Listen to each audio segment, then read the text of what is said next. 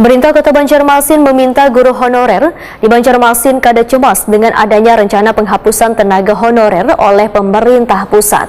Lantaran hingga wayah ini, Dinas Pendidikan Banjarmasin terus melakukan pendataan dan pengkajian terkait nasib guru honorer ke depannya.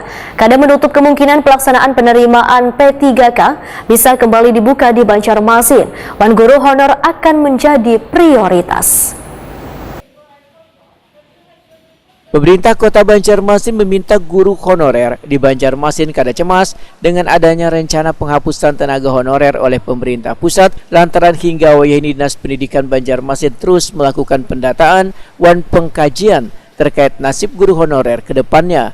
Sedangkan jumlah tenaga honorer yang ada di Satuan Pendidikan SD dan SMP ada sebanyak 1.864 orang, sehingga akan diupayakan seberatan guru honorer bisa mendapatkan sesuai dengan haknya karena rata-rata dari mereka sudah puluhan tahun mengabdi di dunia pendidikan. Demikian dibenarkan Sekretaris Dinas Pendidikan Banjarmasin Pendi Waitakuni Prima TV Baisukan Selasa 14 Juni 2022. Menurut Pendi, Dinas Pendidikan melakukan berbagai upaya untuk mensejahterakan guru honorer, salah satunya melalui penerimaan pegawai pemerintah dengan perjanjian kerja, yang hingga wah ini sudah ada sebanyak 950 lebih guru honorer resmi masuk P3K.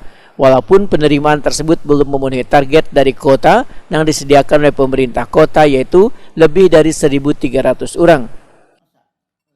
Dan sesuai dengan formasi di mana mereka lulus waktu mereka tes P3K. Nah, jadi ditempatkan sesuai dengan formasi itu. Dari yang 1000-an itu sudah menerima SK semua, Pak? Sudah menerima SK dan sudah bertugas di tempat masing-masing sesuai dengan penugasan. Pak, ini kan ada rencana nih dari pemerintah pusat nih untuk penghapusan tenaga honorer nih. Itu prioritasnya untuk nasib selanjutnya untuk tenaga honorer ini seperti apa, Pak? Apakah itu sambil jalan. Ya. Yang pertama kita sesuai dengan permintaan dari pemerintah kota melalui Diklat. Kita melakukan pendataan dulu. Kita inventarisir semua tenaga honor yang ada di sekolah wilayah kita.